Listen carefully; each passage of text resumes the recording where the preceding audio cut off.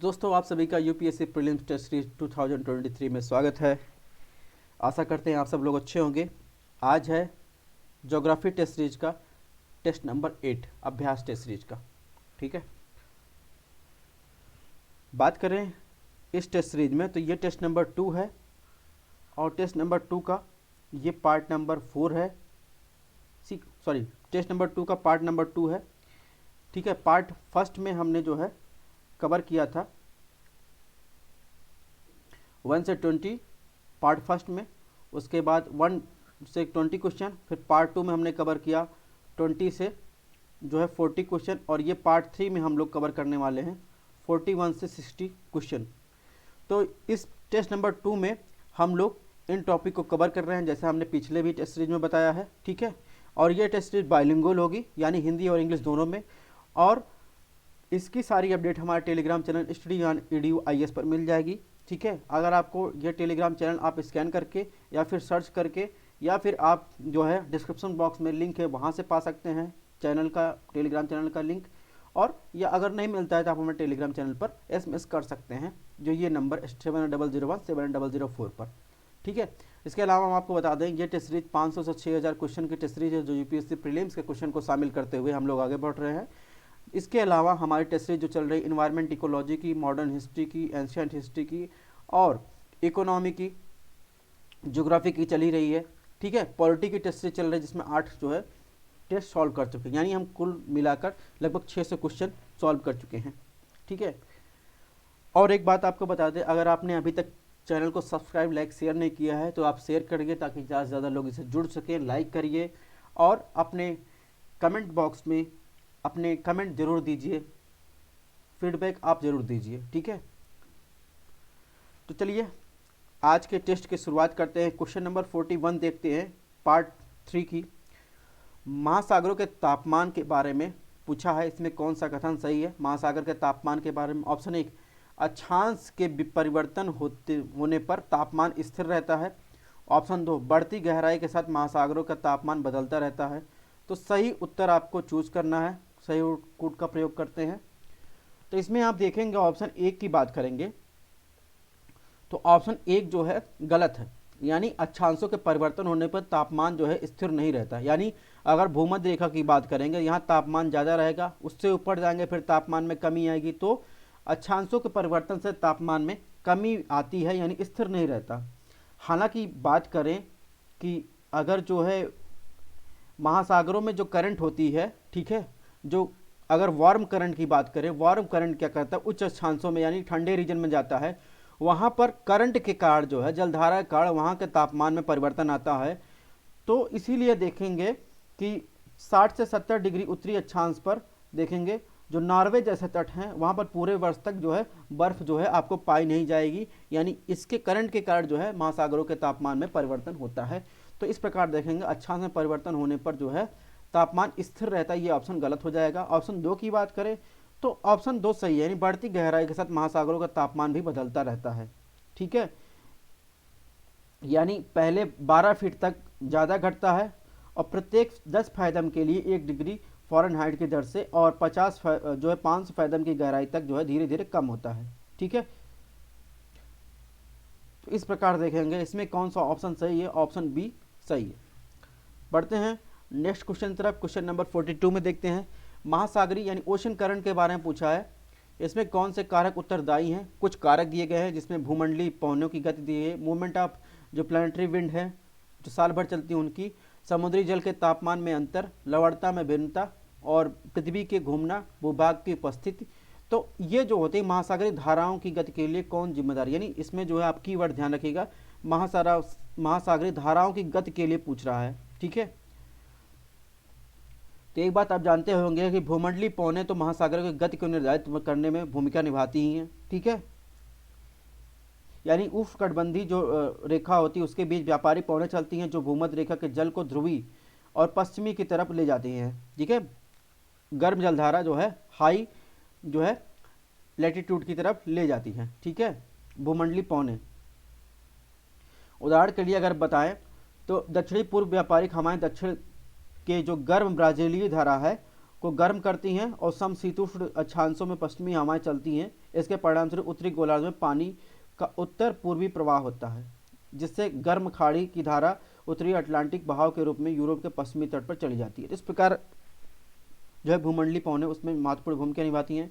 इसके अलावा समुद्री जल का तापमान में अंतर भी जो है महासागरों की गति को प्रभावित करता है। ठीक है, यानी भूमध्य रेखा और ध्रुवों पर सूर्य के अंतर जो है के कारण समुद्री जल के तापमान में अंतर होता है। जैसे गर्म पानी हल्का होता है, वो ऊपर उठता है, और ठंडा पानी नीचे जाता है।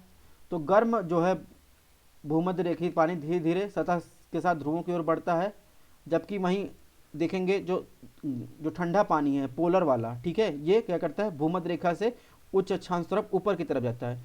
जब ये पानी ऊपर जा रहा है तो उसका जो पोलर वाला ठंडा पानी वो सतह से नीचे की तरफ जो है आप देखेंगे भूमध्य रेखा की तरफ आएगा। तो इस प्रकार जो है तापमान में जो है अंतर भी इसका जो है प्रभाव करता है। लवणता भी जो है महासागर करंट को भी प्रभावित करती है। ठीक है, यानी अटलांटिक महासागर को अगर फॉर एग्जाम्पल देंगे, अटलांटिक महासागर का कम खारा पानी सतह पर भूमध्य रेखा सागर के साथ बहता है और इसकी भरपाई भूमध्य सागर के सघन जल तल के पानी के बहिर्भाव के कारण होती है। इस प्रकार देखेंगे ये भी करता है, पृथ्वी का घूमना तो करता ही है महासागरीय धाराओं गत के। इसके अलावा लैंडस्केप कैसा है, तो लैंडस्केप से भी जो देखेंगे भूभाग कैसा है उससे भी महासागरों की गति को यानी दिशा मिलती है। उदाहरण के लिए अगर दक्षिणी चिली का सिरा देखेंगे तो पश्चिमी पवनें बहाव के कुछ हिस्सों को पेरू की धारा के रूप में उत्तर की ओर मोड़ देती है। तो इस प्रकार जो है इसमें देखेंगे, इसमें जो है ऑप्शन डी सभी जो है सुमेलित है। बढ़ते हैं क्वेश्चन नंबर 43 की तरफ। ये कुछ ओशन करंट है, warm ocean current, cold ocean current. तो कौन कौन सी जलधारा कहाँ है, कौन कौन से ठंडी है या गर्म है, इसको आप देख लीजिएगा, और कौन सी जलधारा किस महासागर से संबंधित है ये भी देख लीजिएगा। अब इस पीसीएस में पूछा जा सकता है, यूपीएससी में भी पूछा जा सकता है कौन सी जलधारा किससे संबंधित है, कौन गर्म जलधारा है, कौन सी ठंडी जलधारा है। क्वेश्चन नंबर 43 की बात करें, हिंद महासागरीय सर्कुलेशन के संदर्भ में पूछा है। ऑप्शन एक, समुद्री धाराओं की दिशा को आकार देने में हवाओं के प्रमुख प्रभाव यहाँ सबसे अधिक स्पष्ट रूप से होते हैं। ऑप्शन दो, हिंद महासागर की धाराएं भूमध्य रेखा से शुरू होकर भूमध्य रेखा के मध्य तक एक परिपथ बनाती हैं। ठीक है, एक सर्किट बनाती है। कौन सा कथन इसमें सही है, तो ऑप्शन एक देखेंगे तो ऑप्शन एक सही है। ठीक है, यानी उत्तरी जो हिंद महासागर में मानसूनी हवाओं के परिवर्तन कारण गर्मियों और सर्दियों के बीच धाराओं की दिशा पूरी तरह से विपरीत होती है। यानी जून से अक्टूबर तक की बात करेंगे, जून से अक्टूबर तक की बात करेंगे, उसमें क्या होता है गर्मियों में जब प्रमुख हवा दक्षिण पश्चिमी मानसून होती है, ठीक है, साउथ वेस्ट मानसून होती है हिंद महासागर में, तो उस समय क्या होता है, उस समय देखेंगे तो बहाव के रूप में धाराएं दक्षिण पश्चिमी दिशा में बहती हैं।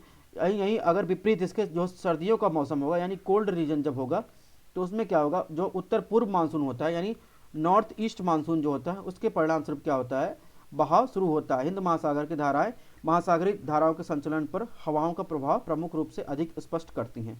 इस प्रकार ऑप्शन एक जो है सही है, ऑप्शन दो भी सही है। यानी जो दक्षिणी हिंद महासागर की धाराएं एक सर्किट बनाती है, भूमध्य रेखीय धारा मेडागास्कर के दक्षिण की ओर मुड़ जाती है और मोजम्बिक चैनल के रूप में पश्चिमी हवाओं के बहाव को विलीन हो जाती है, तो पूर्व की ओर बहती हुई और पश्चिमी ऑस्ट्रेलियाई धारा के रूप में भूमध्य रेखा की ओर बढ़ती हैं। इस प्रकार देखेंगे ये जो बढ़ता है ये एक सर्किट बनाती हैं।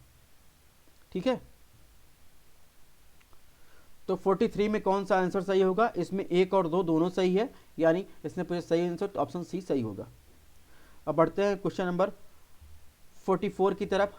इसमें कोरल रीफ के बारे में आपको विचार करना है। ऑप्शन ए, कृषि अफवाह प्रवाल भित्तियों के विकास को हानि पहुंचाता है। ऑप्शन दो, प्रवाल भित्तियाँ जो है भारत के पूर्वी सिरे से लेकर बांग्लादेश और म्यांमार सीमाओं तक दक्षिणी एशिया के समुद्र तट तक नहीं मिलती है। ऑप्शन तीन बात कर रहा है, दूसरा सबसे बड़ा बैरियर रीफ मध्य अमेरिका में मौजूद है। उपरोक्त में से कौन सा कथन सही है कोरल रीफ के बारे में, तो ऑप्शन एक की बात करेंगे, अधिकतम उत्पादन के लिए उर्वरकों के अत्यधिक उपयोग के कारण कृषि क्षेत्रों से अफवाह में उच्च पोषक तत्व स्तर पाए जाते हैं, जो विभिन्न शैवालों प्रजातियों के विकास को प्रोत्साहित करके प्रवाल भित्तियों को नुकसान पहुंचाते हैं। पूरे प्रवाल भित्ति परिस्थिति में यानी इकोसिस्टम की बात कर रहा है मैं, सतत विकास को नुकसान पहुंचाता है। इस प्रकार देखेंगे ये ऑप्शन सही है। ठीक है, ऑप्शन दो की बात करें, ऑप्शन दो भी सही है। अमेरिका और अफ्रीका के पश्चिमी तटों पर प्रवाल भित्तियाँ दुर्लभ है, यह मुख्य रूप से उथले और मजबूत ठंडी तटीय धाराओं के क्षेत्र में मिलती है, जो इन क्षेत्रों में क्रमशः जो आप पेरू के देखेंगे, पेरू, बेंगुइला, कैनरी धाराओं के में पानी के तापमान को कम करती हैं। तो वो धाराओं की बात की थी, तो उसमें आप जो है देख लीजिएगा। विभिन्न नदी सिस्टम के विशाल ताजे पानी के बहाव के कारण पाकिस्तान और बांग्लादेश, म्यांमार तक दक्षिण एशिया के समुद्र तट पर ये कोरल रीफ पाई नहीं जाती। इस प्रकार देखेंगे, ये भी सही है। ऑप्शन 3 की बात करें, ऑप्शन 3 भी सही है, यानी बेलीज बैरियर रीफ दुनिया का दूसरा सबसे बड़ा जो है कोरल रीफ है आफ्टर ग्रेट बैरियर रीफ के बाद, यानी ऑस्ट्रेलिया के बैरियर के बाद बेलीज बैरियर रीफ जो है दुनिया का दूसरा सबसे बड़ा बैरियर रीफ है, जो मध्य अमेरिका में स्थित है, बेलीज पे। ठीक है, इस प्रकार इसमें जो कौन सही है, 1, 2, 3 सही है। बढ़ते हैं क्वेश्चन नंबर 45 की तरफ। इसमें भी गर्म और ठंडी जलधाराओं के मिश्रण प्लावकों के विकास में सहायक होता है। ऑप्शन 2, शीत महासागरी जो धारा होती है, यानी कोल्ड ओशन करंट होती है, का उपोष्णकटिबंधीय महाद्वीपों के रेगिस्तान के गठन क्षेत्रों पर प्रभाव पड़ता है। तो इसमें कौन सा गलत है, यानी सेकंड ऑप्शन देखेंगे, old ocean current have the effect on the desert formation coast region of subtropical continents. ठीक है, इसमें कौन सा ऑप्शन गलत है। तो महासागरीय धाराओं के प्रभाव के रूप में देखेंगे तो ऑप्शन 1 सही है। ठीक है, यानी गर्म और ठंडी जलधाराओं का मिश्रण प्लावकों के लिए जो है, जो प्लैंकटन है उनके विकास के लिए प्रभावित करता है। अब अगर जहाँ पे कोल्ड और जो है, यानी अगर देखेंगे इधर से मान लीजिए गर्म जलधारा जा रहा है, इधर ठंडी जलधारा, ये जहाँ मिलेंगी, ये जो है एक ऐसा रीजन होता है, ये मछलियों के उत्पादन के लिए बहुत अच्छा क्षेत्र होता है। यहाँ पे प्लावकों का विकास, प्लैंकटन का विकास होता है, और यहाँ पर न ज़्यादा पानी गर्म होता है न ज़्यादा ठंडा होता है, पानी जो है सामान्य रहता है, इसलिए मछलियों का प्रजनन भी ये क्षेत्र जो है काफ़ी अच्छा होता है। और इसको अपने मैप में देखो, कई जगह इसे बैंक कहा जाता है। ठीक है, तो ग्रांड बैंक, तो इस सब ऐसी जगह पर आपको जो है, यानी गर्म और ठंडी जलधारा का मिश्रण से ऑक्सीजन को फिर से भरने में मदद करता है। मछली की आबादी के लिए प्राथमिक भोजन प्लावक का विकास को बढ़ावा देता है। दुनिया के सबसे अच्छे मछली पकड़ने के मैदान वह मुख्य रूप से इनके मिश्रण में मौजूद है। ठीक है, इसलिए ऑप्शन जो है 1 सही है, 2 भी सही है, क्योंकि महासागरी जो शीत महासागरी धारा है वो उष्णकटिबंधीय और उपोष्णकटिबंधीय महाद्वीपों के पश्चिमी तटक क्षेत्रों में रेगिस्तान के निर्माण पर सीधा प्रभाव डालता है। इससे क्या होता है, फॉर एग्जांपल देखें, सबसे बड़ा वो जो है रेगिस्तान जो है सहारा है, जो अफ्रीका के जो है आपके पश्चिम में मिलेगा। ठीक है, वो सहारा डेजर्ट है। ठीक है, और अगला सबसे बड़ा जो रेगिस्तान है ग्रेट ऑस्ट्रेलियाई डेजर्ट है। अन्य गर्म रेगिस्तान अरब रेगिस्तान, ईरान रेगिस्तान है। और गर्म रेगिस्तान अस्वच्छांचल या उपोष्णकटिबंधीय उच्च दाब वाले बेल्ट के में स्थित हैं, यानी हाई प्रेशर बेल्ट में स्थित हैं, जहां हवा नीचे आ रही होती है, किसी प्रकार की वर्षा के लिए कम से कम अनुकूल स्थित होती है। वर्षा के चलने वाली व्यापारिक पवनें ऑफशोर और पछुआ पवन को मरुस्थलीय सीमाओं के बाहर उड़ा ले जाती हैं, यानी वहां पर वर्षा नहीं हो पाती है कोल्ड करंट की वजह से। ठीक है, तो इस प्रकार ऑप्शन 1 और 2 दोनों सही है, यानी ऑप्शन सी। इसमें पूछा कौन सा गलत है, सॉरी, तो गलत पूछा है इसमें ऑप्शन डी होगा, यानी दोनों तो सही हैं लेकिन पूछा है गलत, यानी ऑप्शन डी होगा, ना तो 1 ना तो 2। ये कुछ कोल्ड करंट है। ठीक है, यहाँ पर देखेंगे आप जो है सहारा डेजर्ट है, इसके अलावा ग्रेट ऑस्ट्रेलिया डेजर्ट है, इंडियन डेजर्ट है, अटाकामा डेजर्ट है। ठीक है, तो महाद्वीप के कहाँ है, पश्चिम में यहाँ दिखेंगे, ये पाएगा। इसके अलावा आप जाएंगे अमेरिका में भी आपको डेजर्ट मिलेगा, और ये जो हैं, ये जो डेजर्ट आप देखेंगे यहाँ पर लो प्रेशर है, इसके अलावा ये डेजर्ट कहाँ पे है, हाई प्रेशर पे स्थित है, यही बात कर रहे थे। ठीक है, तो ये जो डेजर्ट है हाई प्रेशर पर स्थित है। क्वेश्चन नंबर 46 को देखेंगे, इसमें ओशियन रिलीफ के बारे में पूछा है, यानी महासागरीय अधस्थल के संदर्भ में कॉन्टिनेंटल शेल्फ जो होता है उसके महाद्वीपीय शेल्फ के लाभ के बारे में पूछा है। यह सबसे उत्तम मत्स्य स्थल उपलब्ध कराता है। ऑप्शन 2, जीवाश्म ईंधन भंडार में उत्तम क्षेत्र होता है। ऑप्शन 3, पॉलीमेटेलिक नोड्यूल प्राप्त का उत्तम स्रोत है। ऑप्शन 4, ज्वार ऊंचाई बढ़ने में सहायक होता है।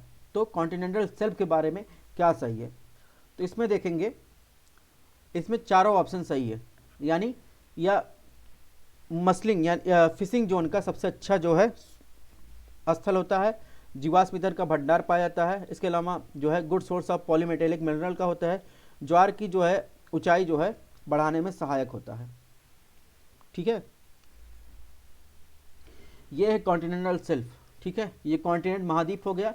इसके बाद का ये क्षेत्र जो होता है ये होता है कॉन्टिनेंटल शेल्फ। उसके बाद क्या आता है कॉन्टिनेंटल स्लोप। ठीक है, फिर उसके बाद कॉन्टिनेंटल राइज, फिर उसके आता है कॉन्टिनेंटल कैनियन, उसके बाद आता है एबिसल प्लेन। ठीक है, और इसके अलावा जो है आपको कुछ और फीचर हैं सी लेवल में, ये भी आपको ध्यान रखना है। ठीक है, और वो पॉलीमेटेलिक नोड्यूल की बात जो कर रहा है उसमें manganese nodule, iron, manganese hydroxide, तो इन सब की बात कर रहा है जो कॉन्टिनेंटल शेल्फ में पाया जाता है। विभिन्न खनिज जो होते हैं अयस्क जैसे मैग्नीज, आयरन, कॉपर, सोना उत्तम संभावित क्षेत्र होते हैं। कॉन्टिनेंटल शेल्फ की बात कर रहा है जो। ठीक है,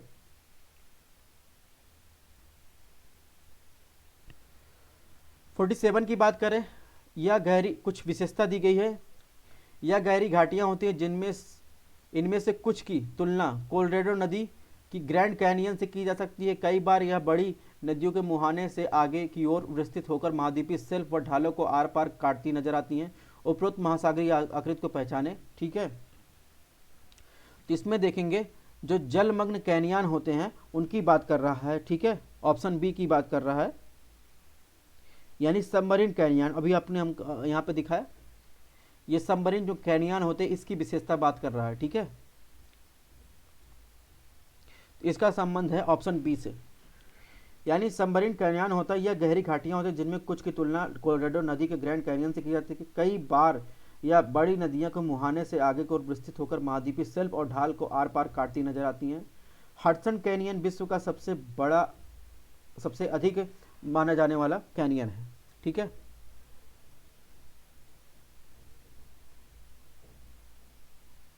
इसके अलावा जो और सी माउंट समुद्री टीला की बात और निमग्न धूप की बात यानी ग्रेड की बात की गई, ट्रेंचेस की बात की गई है, तो उसकी विशेषता आपको पहले वाले टेस्ट सीरीज में बता भी चुके हैं, फिर से डिस्कस करने से कोई फायदा है नहीं। यानी ट्रेंच क्या होते हैं तो उसको आप फिगर से समझ सकते हैं।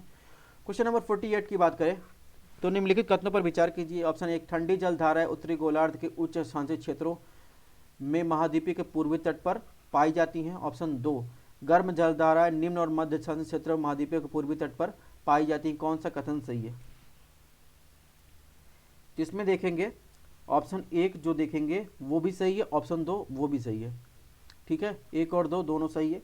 महासागरीय जलधाराओं को तापमान के आधार पर वर्गीकृत किया जाता है, यानी गर्म और ठंडी जलधारा। ठीक है, ठंडी जलधारा ठंडे जल को गर्म जल क्षेत्रों की ओर ले जाती हैं। जलधाराएं दोनों गोलार्धों में निम्न और मध्य अक्षांशों क्षेत्रों में महाद्वीपों के पश्चिमी तट पर बहती हैं। उत्तरी गोलार्ध में उच्च अक्षांशीय क्षेत्रों में महाद्वीपों के पूर्वी तट पर पाई जाती हैं। गर्म जलधाराओं की बात करें तो गर्म जल को क्या होता है ठंडे जल तक क्षेत्र पहुंचाती हैं। यह जलधाराएं दोनों गोलार्धों में निम्न और मध्य अक्षांशीय क्षेत्रों महाद्वीपों के पूर्वी तट के बहाव बहती हैं। उत्तरी गोलार्ध में यह जलधारा उच्च अक्षांशीय क्षेत्रों के महाद्वीपीय के पश्चिमी तट पर बहती हैं। ठीक है, इस प्रकार ऑप्शन 1 और 2 दोनों सही है। यह है गर्म और ठंडी जलधारा की विशेषता जो दी गई, आप इससे भी समझ सकते हैं, इसके पहले भी हमने आपको दिखाया है। क्वेश्चन नंबर 49 की बात करें, ओशियन बॉटम फ्लोर की बात किया है। जो ओशियन बॉटम फ्लोर है वो किसका परिणाम है? ज्वालामुखी प्रक्रिया, केवल ज्वालामुखी और टेक्टोनिक प्रक्रिया, केवल जो है ज्वालामुखी और अपर्दन प्रक्रिया। ऑप्शन डी, ज्वालामुखी, टेक्टोनिक और अपर्दन प्रक्रिया। इसमें देखेंगे जो ज्वालामुखी ओशियन का जो समुद्र का जो फ्लोर होता है, सतह जो होती है, एबिसल प्लेन जिसे कहते हैं, जो आपको दिखते हैं, आकृतियाँ अलग अलग दिखती हैं, अलग अलग सतह दिखती हैं, वो किसका परिणाम? वो ज्वालामुखी की और उसके अलावा टेक्टोनिक घटना की, अपर्दन प्रक्रिया की और निक्षेपण प्रक्रिया की, इन सब का जो है परिणाम होता है सी फ्लोर, जो बनता है समुद्र का सी फ्लोर, जो उसकी संरचना आपको समुद्र के अंदर दिखाई देती है, यानी ऑप्शन डी।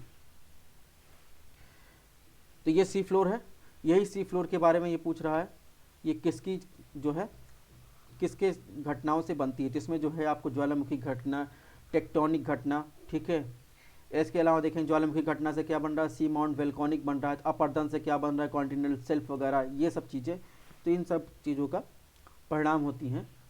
इसी की बात कर रहा है। क्वेश्चन नंबर 50 की बात करें, इसमें पूछा है कि निम्नलिखित कथनों पर विचार कीजिए। महाद्वीपीय शेल्फ महासागर का सबसे उथला या छिछला भाग होता है। ऑप्शन 2, महाद्वीपीय शेल्फ की चौड़ाई लगभग सभी महासागरों में समान होती है। कौन सा कथन सही है? तो दो तो सही नहीं है, क्योंकि महाद्वीपीय शेल्फों की चौड़ाई की बात करें तो अलग अलग जगह अलग अलग होती है। कई जगह औसत चौड़ाई 80 किलोमीटर तक होती है। ठीक है, इस प्रकार देखेंगे ऑप्शन 2 गलत है। ऑप्शन 1 की बात करें तो ऑप्शन 1 सही है, क्योंकि महाद्वीपीय शेल्फ जो होता है वो महाद्वीप का एक हिस्सा होता है जो अपेक्षाकृत उथले पानी यानी छिछले पानी का क्षेत्र होता है, जिसकी औसत प्रवणता यानी ढाल की बात करें, महाद्वीपीय शेल्फ की औसत ढाल कभी कभी पूछ लेता है, वो 1 डिग्री या उससे कम भी रहती है। ठीक है, इसकी बात कर रहा है महाद्वीपीय शेल्फ की, ये छिछला भाग, इसका जो ढाल होता है 1 डिग्री से भी कम रहता है। उसके बाद आएगा कॉन्टिनेंटल स्लोप, ये 1 से 3 डिग्री से डिग्री तक होता है, कॉन्टिनेंटल स्लोप की बात कर रहे हैं। अब बात करते हैं नेक्स्ट क्वेश्चन नंबर 51 की। इसमें जो है निम्नलिखित कथनों में कौन सा कथन लघु महासागरीय उच्चावच आकृतियों से संबंध है, यानी माइनर ओशियन रिलीफ फीचर्स के बारे में कौन सा कथन सही है। ऑप्शन ए, कटकों का निर्माण अपसारी सीमा से के साथ होता है। ऑप्शन बी, महासागरीय गर्त का निर्माण अपसारी सीमा के साथ होता है। ऑप्शन सी, कैनियन निक्षेपण भू आकृतियां का परिणाम होती है। ऑप्शन डी, उपरोक्त में से कोई नहीं। तो एक की बात करेंगे, एक सही नहीं है, क्योंकि मध्य महासागरीय कटक का निर्माण क्या होता है, अपसारी सीमा के साथ होता है, ना कि अभिसारी सीमा के साथ। ठीक है, तो इसमें जो पूछ रहा है कटकों का निर्माण, वो अभिसारी यानी एक प्लेट अगर दूसरी प्लेट के पास आएंगी तो क्या फोल्ड माउंटेन बनता है। सपोज क्या बनता है, फोल्ड माउंटेन। अगर वहीं जो ओशनिक क्रस्ट होता है, यानी हम आपको पिक्चर में दिखाएं, ये इसकी बात कर रहा है। ठीक है, ये जब एक प्लेट दूसरे प्लेट से दूर जा रही है तो बन रहा है, यानी अपसारी सीमा के परिणाम स्वरूप कटकों का निर्माण हो रहा है। ठीक है, तो यहाँ पर यह ऑप्शन गलत हो जाएगा। ऑप्शन बी की बात करें तो ये भी सही नहीं है, क्योंकि महासागर ट्रेंच का निर्माण जो होता है, ट्रेंच कहाँ बनता है, ट्रेंच बनता है जब महाद्वीपीय प्लेट जो है महासागरीय प्लेट से टकराती है, तो जब महासागरीय प्लेट नीचे धंस जाती है। ठीक है, दूसरी जगह आपको दिखा देते हैं, यानी ये गलत है, यहाँ अब अपसारी होना चाहिए। इसके अलावा ऑप्शन 2 इसलिए गलत है क्योंकि यहाँ अपसारी प्लेट के दौरान जो है महासागरीय गर्त बनता है। महासागरीय गर्त क्या होता है, जैसे सपोज ये महाद्वीपीय प्लेट है, ठीक है, इधर से डेंस महासागरीय प्लेट आ रही है, ये टकराई, इसका सबडक्शन हो गया। ठीक है, इसको और ऊपर ले लेते हैं, टकराई, इसका नीचे सबडक्शन, क्योंकि महासागरीय प्लेट भारी होती है, तो ये जो है जब टकराती है तो फिर ये जो बचा क्षेत्र होता है यहाँ पर जो बनता है वो ट्रेंच कहते हैं। तो महासागरीय गर्त का निर्माण जो है देखेंगे ये किससे, अभिसारी प्लेट सीमा के द्वारा होता है। ऑप्शन सी गलत है, कैनियन जो होता है अपर्दनात्मक जो होता है भू आकृतियों का परिणाम होती हैं, निक्षेपणा पर, यहाँ पर निक्षेपण नहीं, जो अपर्दन के द्वारा जो है कैनियन बनता है। ठीक है, तो इसमें देखेंगे इस प्रकार ऑप्शन डी सही होगा, यानी कोई भी सुमेलित नहीं है। क्वेश्चन नंबर 52 की बात करें, निम्नलिखित कथनों पर विचार कीजिए। ऑप्शन 1, निम्न ज्वार उच्च ज्वार के बीच के समय के दौरान तट के साथ खाड़ियाँ ज्वार नदमुख जो होते हैं, यानी बाहर जाने वाले ज्वार को बाढ़ की धारा कहा जाता है। ऑप्शन 2 की बात, उच्च ज्वार और निम्न ज्वार के बीच समय की आगामी यानी आने वाले ज्वार को ईब धारा कहा जाता है। इसमें कौन सा कथन सही है। ठीक है, तो अगर बात करें ऑप्शन 1 की तो ये गलत है, क्योंकि ज्वार के उठने और गिरने, यानी ज्वार के उठने और गिरने के जो साथ होता है अक्सर जल की क्षैतिज गति देखी जाती है, तो उसमें क्या होता है, इससे ज्वारी धारा कहा जाता है। ठीक है, तटों के साथ जो है खाड़ियों और ज्वार नदमुख आने वाले ज्वार को बाढ़ धारा कहा जाता है। ये ऑप्शन गलत है। ऑप्शन 2 की बात करें, ऑप्शन 2 भी गलत है, क्योंकि बाहर जाने वाले ज्वार को क्या कहा जाता है, ईब कहा जाता है। सबसे मजबूत बाढ़ और ईब धाराएं आमतौर पर उच्च और निम्न ज्वार के साथ समय से पहले और आसपास आती हैं, यानी बाहर जाने वाले ज्वार को क्या कहा जाता है, ईब कहा जाता है। ठीक है, तो इस प्रकार ये भी गलत है। इसमें पूछा है कौन सा कथन सही है, यानी ऑप्शन डी, ना तो 1 ना तो 2। ये कुछ स्थित है, तो यहाँ पे देखिए लो टाइड बन रहा है जब इसमें चंद्रमा और सूर्य के गुरुत्वाकर्षण कंबाइंड बल के कारण जब खिंचाव होता है तो समुद्री जल होता है ये उठ जाता है। ठीक है, इसके बारे में और डिटेल में बात करेंगे। तब एक जगह जल उठा तो यहाँ तो खाली होगा, तो यहाँ पर जो है हाई टाइड कहा जाता है, इसे लो टाइड कहा जाता है। ठीक है, यानी जो कंबाइंड ग्रेविटेशनल पुल होता है, खिंचाव होता है, ग्रेविटेशनल बल जो लगता है वो सूर्य और चंद्रमा को साथ लगता है तो पृथ्वी की जल जो है समुद्र सतह उठ जाती है, तो उसे जो है टाइड कहा जाता है, उसे हाई टाइड। अगर दोनों का घर्षण बल लग रहा है तो हाई टाइड आएगा। सिंपल लैंग्वेज में अभी ये जान लीजिए, बाद में बात करेंगे उसके बारे में। निम्नलिखित कथनों में कौन से कारक सूर्य तप यानी इंसुलेशन के वितरण को प्रभावित करता है? ऑप्शन 1 अवशोषण, ऑप्शन 2 पृथ्वी और सूर्य के मध्य दूरी, ऑप्शन 3 परावर्तन, ऑप्शन 4 सूर्य की सूर्य के किरणों की नति यानी झुकाव की, ऑप्शन 5 दिन की अवधि। तो इंसुलेशन किससे किससे प्रभावित होता है? सूर्य तप। सूर्य तप जो होता है इन पांचों से प्रभावित होता है, यानी पृथ्वी द्वारा जो है पृथ्वी की सतह पर पहुंचने से पहले आने वाले सौर विकिरण को लगभग 14% हिस्सा ओजोन द्वारा, कई मात्राओं में वायुमंडल द्वारा धूलकण जो उसमें उपस्थित हैं उनके द्वारा ऑब्जर्व कर लिया जाता है। यानी आप जब हीट बजट पढ़े होंगे उष्मा का, उसमें आपको बताया गया अवशोषण भी और पृथ्वी व सूर्य के मध्य दूरी भी सूर्य तप को प्रभावित करती है। परावर्तन जो है प्रभावित करता है, यानी किसी सतह पर सूर्य का जो है ऊर्जा को परावर्तित करने की क्षमता एल्बिडो कहा जाता है। कितनी ऊर्जा परावर्तित हो रही है उससे भी जो है इंसुलेशन प्रभावित होता है। सूर्य की किरणों की झुकाव, यानी अगर भूमध्य रेखा पर यानी 23 डिग्री पर सूर्य किरणें ज़्यादा मिल रही हैं, वहीं आप जाएंगे हाई लैटिट्यूड में तो वहाँ पर जो है सूर्य किरणें तिरछापन आ जाएगा, वहाँ पर सूर्य तप कम मिल रहा है। तो इस प्रकार देखेंगे उसका झुकाव प्रभावित करता है। दिन की अवधि जो है कितना लंबा दिन है उससे इंसुलेशन कितना ज़्यादा मिल रहा है उससे प्रभावित होता है, जितना छोटा दिन उतना इंसुलेशन कम, तो इससे भी प्रभावित मिलता है। यानी 1 2 3 4 5 है, ठीक है। तो ये कुछ ग्लोबल ट्रेड विंड दी गई हैं, इसको आप देख लीजिएगा, ये बीच बीच में ऐसे हम देते रहते हैं ताकि आपका रिवीजन होता रहे।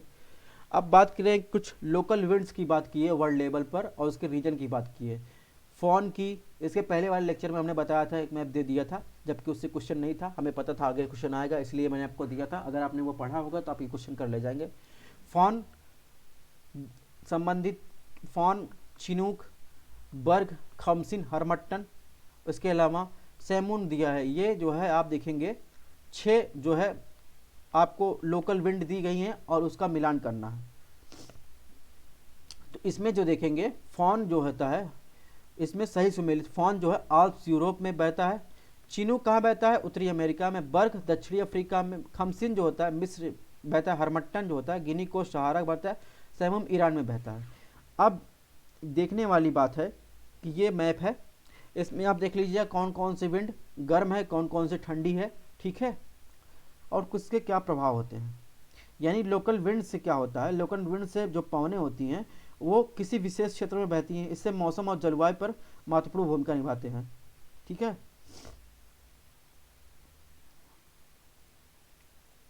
अब बढ़ते हैं नेक्स्ट क्वेश्चन की तरफ। क्वेश्चन नंबर 55 में देखते हैं। इसमें चक्रवात दिया गया है, उसका क्षेत्र दिया गया है। मैंने इसके पहले वाले भी टेस्ट में दिया था, कुछ टेस्ट नंबर 7 में हमने दिया था, मैप दे दिया था। इसमें टाइफून पूछा है कहाँ जो है उत्पन्न होता है, हरिकेन, टॉर्नेडो और इसके अलावा बैंगियो, ताइफू, विलीविलीज। तो इसमें कुछ क्षेत्र दिया गया है, इसमें कौन सा जो है सही उत्तर आपको चूज करना है, कौन कौन सा सुमेलित है। तो इसमें देखेंगे ऑप्शन बी जो है सुमेलित ही है, यानी टाइफून जो होता है वो कहाँ जाता है, टाइफून जो है आपको चाइना सी में मिल जाएगा। इसके अलावा आप देखेंगे जो हरिकेन होता है कैरिबियन सी में मिलेगा। इसके अलावा अगर बात करें टॉर्नेडो अमेरिका में मिलता है। जो बाइगू होता है वो कहाँ मिलेगा, यानी जो डी होगा वो किससे सम्मिलित होगा, फिलीपींस में मिल जाएगा, ठीक है। इसके अलावा टाइफू कहाँ मिलेगा, टाइफू आप देखेंगे तो ई जो है वो आपको मिलेगा जापान में, विलीविलीज फिलीपींस में। इसके कुछ मैप हैं, ये हैं लोकल जो है जो साइक्लोन है वो लोकल स्तर पर रीजनल लेवल पर क्या क्या नाम से जाने जाते हैं, तो इसको भी ध्यान रखना है कौन सी जो है चक्रवात को किस किस नाम से जाना जाता है। जेट स्ट्रीम की बात की गई है, यानी एक होती है सनातनी पवनें, लोकल विंड जो ट्रेड विंड या पछुआ पवन होती है जो लगातार हर वर्ष बहती रहती है। एक होती है जेट स्ट्रीम, तो जेट स्ट्रीम कुछ स्पेसिफिक समय पर वो बनता है, उसके बारे में कहा गया है। ऑप्शन ए की बात करें, क्षैतिज तापमान अंतर जितना अधिक होगा जेट स्ट्रीम जो है उतनी शक्तिशाली होगी। ऑप्शन 2 की बात स्थानीय मौसम की स्थितियों को निर्धारित करती है। ऑप्शन 3 की बात करें, यह भारतीय मानसून की शुरुआती वापसी में अहम भूमिका निभाती है। ऑप्शन 4, यह रेडियोधर्मी धूल और अन्य प्रदूषक परिवाहक के रूप में कार्य करती है। जेट स्ट्रीम की बारे में क्या जो है सही मिलान है। तो जेट स्ट्रीम जो होता है ऑप्शन 1 जो है सही है, यानी क्षैतिज तापमान जितना अधिक होगा जेट स्ट्रीम उतना ही शक्तिशाली होता है। यानी जेट धारा जो होती है का स्थान पृथ्वी की सतह पर विभिन्न अक्षांशों के बीच सबसे प्रबल और प्रभावशाली तापमान अंतरों को दर्शाता है। ठीक है, जेट स्ट्रीम तभी बनता है जब एक जगह जो है हाई टेम्परेचर, एक जगह लो टेम्परेचर, उसके जो है क्या जेट स्ट्रीम क्षोभ मंडल यानी ट्रोपोस्फियर में पर्याप्त दूरी के माध्यम से होने वाले तापमान का क्षैतिज अंतर का परिणाम होता है।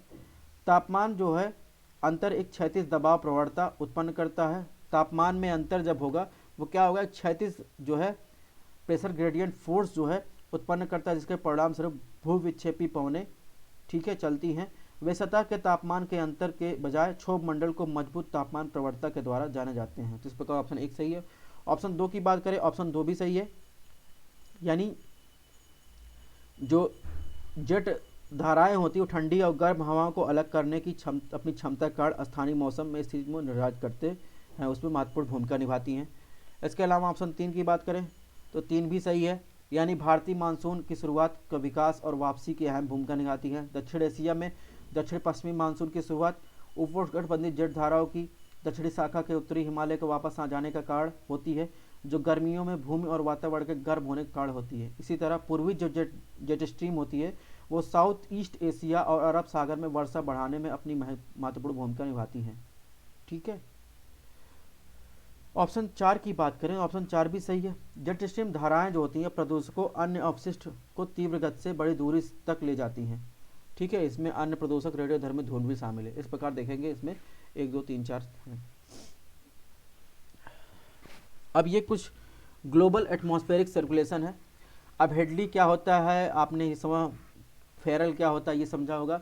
मैं आपको ये समझाना चाहता था, ये देख रहे हैं आप, देख रहे हैं ये हेडली सेल बन रहा है ना, ये है विषुवत रेखा यानी आप भूमध्य रेखा कह लीजिए। ठीक है, भूमध्य रेखा से, भूमध्य रेखा क्या होता है, लो प्रेशर होता है। लो प्रेशर से हवाएं क्या होती है, गर्म होकर यहाँ पर हाई टेम्परेचर होगा।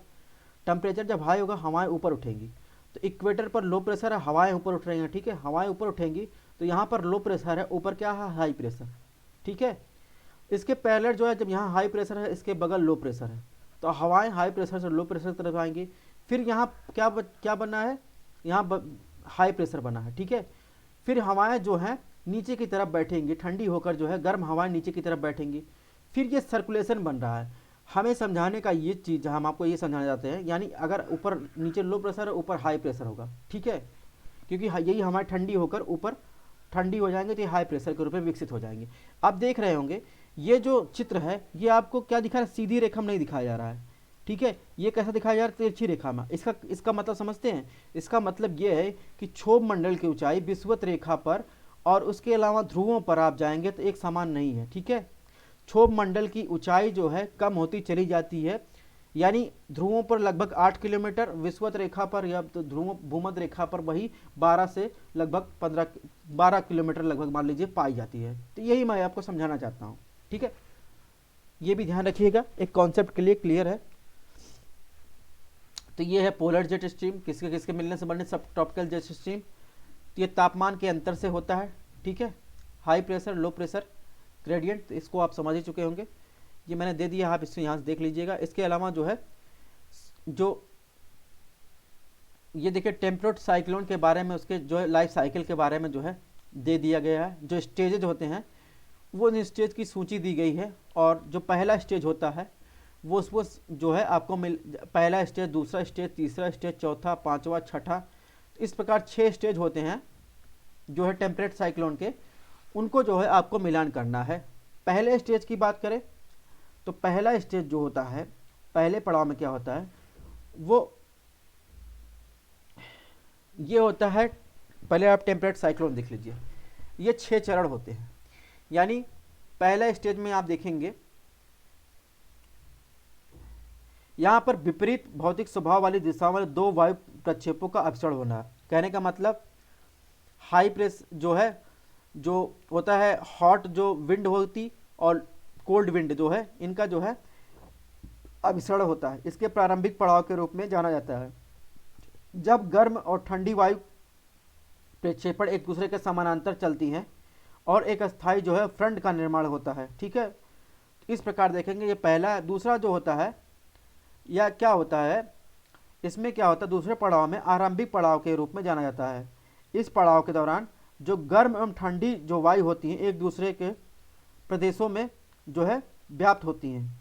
एक लहर से वाताग्र जो होता है निर्माण होता है। ये वाताग्र का निर्माण हो रहा है, एक दूसरे के क्षेत्रों में व्याप्त हैं। तीसरा जो होता है, तीसरा पड़ाव, तीसरे पड़ाव को क्या कहते हैं, परिपक्व पड़ाव के रूप में जाना जाता है, क्योंकि चक्र होता है, चक्रवात जो है पूर्ण रूप से विकसित हो चुका होता है। ठीक है, ये देख रहे हैं लो प्रेशर।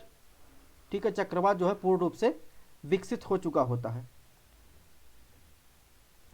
और समदाब रेखाएं जो है आकार में गोल हो जाती हैं। यही बात कर रहा है, ये तीसरा पड़ाव है। ठीक है, चौथे पड़ाव में क्या होता है, चौथे पड़ाव में देखेंगे, चौथे पड़ाव में क्या होता है, हवा जो होती है आगे बढ़ने के साथ शीत वाताग्र उष्ण वाताग्र के करीब आने लगता है, तब जो होता है गर्म क्षेत्र संकीर्ण होता जाता है। ठीक है, जो गर्म क्षेत्र है वो संकीर्ण होता जाता है। यही चौथा पड़ाव की पहचान है। पांचवें पड़ाव में क्या होता है, पांचवें पड़ाव में जो है एक पड़ाव चक्रवात की जो होती है अधिविशिष्ट, यानी क्या होता है, इसमें जो है शुरू होता है जब यह चक्रवात जो है शीत वाताग्र से होते हुए उष्ण वाताग्र से आगे निकल जाता है और एक अधिविशिष्ट वाताग्र जो का निर्माण होता है। इस प्रकार देखेंगे। ये पांचवा। छठवें में क्या होता है, ये जो इसमें क्या होता है पूरी तरह से गायब हो जाते हैं। ठीक है, जो फ्रंट बने रहते हैं, फ्रंट की बात कर रहा है, फ्रंट जो ये फ्रंट की बात कर रहा है, ये फ्रंट जो है पूरी तरह गायब हो जाते हैं और ये पड़ाव यहाँ पर वाताग्र क्षय कहते हैं इसे। तो इस प्रकार देखेंगे, इसे यहाँ पर जो टेम्परेट साइक्लोन रहता है वहाँ यहाँ पर गायब हो जाता है। इस प्रकार 6 स्टेजेस हैं। इसमें देखेंगे कौन सा ऑप्शन जो है आपको सही सुमेलित है। इसमें ऑप्शन बी सुमेलित सही है, यानी ए का 2 यानी विपरीत स्वभाव वाले 2 वायु का अपसरण, और बी का 1 यानी दूसरा पड़ाव गर्म और ठंडी वायु के जो होती हैं उनके एक दूसरे से व्याप्त हो जाती हैं। तीसरा जो होता है उसमें जो है सी का 3 होगा पूर्ण रूप से विकसित चक्रवात। इसमें जो है पूरा जो है तीसरे पड़ाव में एंटी साइक्लोन डेवलप हो जाता है, सॉरी साइक्लोन जो है डेवलप हो जाता है। चौथे पड़ाव की बात करें, चौथे पड़ाव में क्या होता है, चौथे पड़ाव में जो होता है वो गर्म क्षेत्र जो होता है वो संकीर्ण हो जाता है और जो है पांचवा पड़ाव जो होता है, पांचवें पड़ाव में जो है चक्रवात जो है, चक्रवात क्या होता है वो ऑक्सीलेशन यानी घूमना स्टार्ट हो जाता है। ठीक है, छठवें पड़ाव में धीरे धीरे क्या होता है, शांत हो जाता है, गर्म क्षेत्र पूर्ण रूप से गायब हो जाता है। तो ये है स्टेजेस, इसके बारे में है। जैसे नॉर्मल साइक्लोन होता है वो उष्णकटिबंध में आता है, ये होता है टेम्परेट साइक्लोन, उसकी विशेषता है। मौसम प्रणाली के बारे में वाताग्र के संबंध में, यानी फ्रंट की बात अभी हमने की, ठंडी और गर्म जो हवाएं होती हैं उनके मिलने से फ्रंट बनता है, उसके बारे में विचार करना है। वे ज़्यादातर मध्य अक्षांश में विकसित होते हैं, यानी फ्रंट जो होते हैं वो कहाँ विकसित होते हैं, वो मध्य अक्षांश में विकसित होते हैं और तापमान के अचानक परिवर्तन लाते हैं। ऑप्शन 2 शीत वाताग्र जो होता है वो प्रवणता उष्ण वाताग्र की तुलना में अधिक खड़ी होती है, स्टीपर होती है। ऑप्शन 3 है शीत वाताग्र उष्ण वाताग्र से ज़्यादा तेज बहते हैं। ऑप्शन 4 नक्शे पर शीत वाताग्र नीली रेखाओं द्वारा दर्शाया जाता है जबकि उष्ण वाताग्र लाल रेखाओं द्वारा दर्शाया जाता है। ठीक है, तो अभी हमने दिखाया कि फ्रंट जो बने होते हैं वो कहाँ बनते हैं। तो इस हिसाब से हमें लगता है इसका आंसर आप दे ही देंगे, यानी ऑप्शन 1 सही है, मध्य अक्षांश में विकसित होते हैं, अचानक तापमान परिवर्तन लाते हैं। ऑप्शन 2 भी सही है, क्योंकि गर्म और ठंडी वायु जो होती है एक बीच जो है स्पष्ट सीमा होती है। ठीक है, और स्टीपर होती है। ऑप्शन 3 की बात करें, 3 भी सही है, शीत वाताग्र उष्ण वाताग्र की तुलना में तेजी से आगे बढ़ते हैं क्योंकि शीत वायु सघन होती है, जिसका अर्थ होता है शीत वायु में गर्म वायु की तुलना में अधिक अणु होते हैं। ऑप्शन 4 की बात करें, 4 भी सही है, नक्शे पर शीत वाताग्र को नीला और उष्ण वाताग्र को लाल रेखाओं द्वारा दिखाया जाता है। तो इसमें कौन सही है, 1 2 3 4 सही है। ठीक है, तो ये देखेंगे शीत वाताग्र जो होता है वो क्या होगा, नीला, और जो हॉट या गर्म वाताग्र गर्म वायु होगी उसे किससे, उष्ण होगा उसे किससे, लाल से दिखाते हैं। ठीक है, ये भी जो है आपको 6 स्टेज दिखाएगा कैसे साइक्लोन फॉर्म होते हैं। तो इसमें जो है यह भी एक फिगर है, आप इससे भी समझ लेते हैं। अब बात करते हैं क्वेश्चन नंबर 59 की। एंटी साइक्लोन की विशेषताएं दिया गया है। एंटी साइक्लोन जो उत्तरी गोलार्ध में दक्षिणावर्त, ठीक है, यानी क्लॉकवाइज घड़ी की गति की दिशा में गति करते हैं, और दक्षिणी गोलार्ध में वामावर्त यानी एंटी क्लॉकवाइज गति करते हैं। ठीक है। ऑप्शन 2 है साफ आसमान के साथ मौसम जो है बारिशहीन हो जाता है यानी वर्षा नहीं होती। ऑप्शन 3 एंटी साइक्लोन का तापमान स्थानीय मौसम के समानुपाती होता है। तो सही उत्तर का आपको चयन करना है। एंटी साइक्लोन की विशेषता दी गई है। तो ऑप्शन 1 जो है वो सही है कि उत्तरी गोलार्ध में जो है एंटी साइक्लोन घड़ी की सुई की दिशा में, दक्षिणी गोलार्ध में घड़ी की सुई की विपरीत दिशा में चलते हैं। एंटी साइक्लोन के समय आप देखेंगे आमतौर पर जो है क्या होता है, हाई प्रेशर वाली जो है सिस्टम बनता है। एंटी साइक्लोन कब बनता है, जब वहाँ पे हाई प्रेशर डेवलप होगा। ठीक है। तो वहाँ पर हाई प्रेशर डेवलप है तो वहाँ पे ऐसी कोई चक्रवात जैसी जो है घटना होगी नहीं कि वहाँ पर जो है मौसम अस्थिर रहे। तो इस प्रकार से जहाँ एंटी साइक्लोन बना होगा वो शांत क्षेत्र होता है, वहाँ पर बारिश वगैरह नहीं होती। ठीक है। सतह पर हल्की हवाओं और क्षोभ मंडल के उच्च भागों में हवा के जो घटाव से जुड़ी होती है। घटाव आमतौर पर क्या होता है, एक वायु प्रक्षेप को रुद्धोष्म ताप द्वारा गर्म करता है। इससे प्रकार के आसमान अस्पष्ट और वर्षा रहित हो जाते हैं, क्योंकि आरोही हवाएं यानी जो घट नीचे आ रही हैं वो वायुमंडल को स्थिर कर देती हैं। ठीक है। ऊपर से नीचे आ रही हवाएं। इसके पहले मैंने दिखाया था ना जो क्षोभ मंडल की जो दिशा दिखाई थी कि वहाँ पे इक्वेटर पर ज़्यादा होता है और पोलर पर कम हो जाता है, उसमें आप देखेंगे तो एंटी साइक्लोन की कंडीशन भी आपको दिखेगी। 4 की बात करें, ऑप्शन 3 की बात करें, 3 भी सही है। यानी एंटी साइक्लोन में तापमान और वायु जो प्रेक्षा की प्रकृति वायु की आर्द्रता पर निर्भर करता है। गर्म वायु प्रेक्षाओं के विकास के कारण वे गर्मी के मौसम में उच्च तापमान दर्ज करते हैं। तो ये इसमें 1 2 3 सही है। ये है कुछ मिड लैटिट्यूड एंटी साइक्लोन और मिड लैटिट्यूड लो प्रेशर में बना साइक्लोन। यानी हाई प्रेशर में क्या बनता है, जब सतह पर जो है हाई प्रेशर है तो क्या बनेगा, और समुद्र पे भी हाई प्रेशर हो सकता है, यहाँ पर जो है एंटी साइक्लोन की कंडीशन बनती है। ठीक है। ये मिड लैटिट्यूड एंटी साइक्लोन है, मिड लैटिट्यूड साइक्लोनिक कंडीशन है। तो जहाँ पर लो प्रेशर है वहाँ पर साइक्लोनिक कंडीशन, हाई प्रेशर जहाँ पर है वहाँ पर एंटी साइक्लोनिक कंडीशन है। क्वेश्चन नंबर 60 की बात करें, मानसून के लौटने के संबंध में निम्नलिखित कथनों पर विचार कीजिए। निवर्तन मतलब लौटना। इस मानसून के समय उच्च तापमान आर्द्रता होता है और यह अक्टूबर और नवंबर के माह में होता है। मानसून का निवर्तन यानी मानसून का लौटना। ऑप्शन 2 की बात करें, मानसून लौटना सबसे पहले पंजाब के मैदानी इलाकों में होता है। इसमें कौन सा कथन सही है, मानसून निवर्तन या मानसून लौटने के बारे में पूछ रहा है। तो ऑप्शन 1 सही है। ठीक है। बारिश के मौसम के अंत में बारिश की मात्रा की आवृत्ति कम हो जाती है। मानसून का निवर्तन यानी लौटना साफ आसमान और तापमान में वृद्धि द्वारा जाना जाता है। ठीक है। इस घटना को अक्टूबर गर्मी के रूप में भी जाना जाता है। अक्टूबर के उत्तरार्ध के तापमान तेजी से गिरता है। तो इस प्रकार देखेंगे ये मानसून का लौटना होता है। ऑप्शन 1 सही है। ऑप्शन 2 भी सही है, क्योंकि मानसून का लौटना वह प्रक्रिया है निवर्तन जब मध्य सितंबर के बाद धीरे धीरे मानसून दक्षिण की ओर पीछे हटने लगता है, और जब तक उपमहाद्वीप पूरी तरह से छोड़ नहीं देता तब पंजाब के मैदान में जहां दक्षिणी पश्चिमी मानसून सबसे पहले प्रवेश करते हैं वहीं से इस मानसून की सबसे पहली वापसी भी होती है। ठीक है। 1 और 2 दोनों सही। तो ये इंडिया का मैप है। समर सीजन यानी गर्मी में साउथ वेस्ट मानसून द्वारा जो है मानसून प्रवेश करता है। ठीक है। इसके अलावा विंटर सीजन में ये क्या होता है, हाई प्रेशर की वजह से जो हवाएं जो है बाहर की तरफ बहती हैं, और ये हवाएं कैसे होती हैं, ड्राई होती हैं, क्योंकि महाद्वीप कॉन्टिनेंट से बहती है, यहाँ पर कोई जल है नहीं, जल ग्रहण करके नहीं बहती, तो जाहिर सी बात है ड्राई होती हैं। लेकिन जब बे ऑफ बंगाल की तरफ आते हैं यहाँ से मॉइस्चराइजर ग्रहण करके जो है आपको यहाँ पे भारत के पूर्वी तट पे तमिलनाडु वगैरह पे देखेंगे यहाँ पर वर्षा करती हैं। ठीक है। साउथ वेस्ट मानसून जो होती है वो ओशन से बहती है, यहाँ से जो है मॉइस्चर लेके जो है भारत में वर्षा करती है। ठीक है। तो दोस्तों इस प्रकार रहा हमारे क्वेश्चन का सफ़र। पार्ट 3 का 60 क्वेश्चन हम लोग कंप्लीट कर चुके हैं। आपको पता है जब 100 क्वेश्चन हो जाएगा तो हम पूरा कंप्लीट व्याख्या के साथ अपने टेलीग्राम चैनल पर दे देते हैं। अभी इसकी PDF हम आपको जो है हमारे टेलीग्राम चैनल पर मिल जाएगा। हमने बताया 3 सोर्स हैं, या तो आप स्कैन कर लीजिए, दूसरा सर्च कर लीजिए, तीसरा आप डिस्क्रिप्शन बॉक्स में जाएंगे वहाँ पर लिंक मिल जाएगा, चौथा आप हमें मैसेज कर सकते हैं। Thanks for watching, stay tune, अपना ख्याल रखिएगा। और अगर आपको थोड़ा सा भी लेक्चर पसंद आया हो तो लेक्चर को लाइक सब्सक्राइब शेयर कीजिएगा ज़रूर, ताकि ज़्यादा से ज़्यादा लोग जुड़ सकें।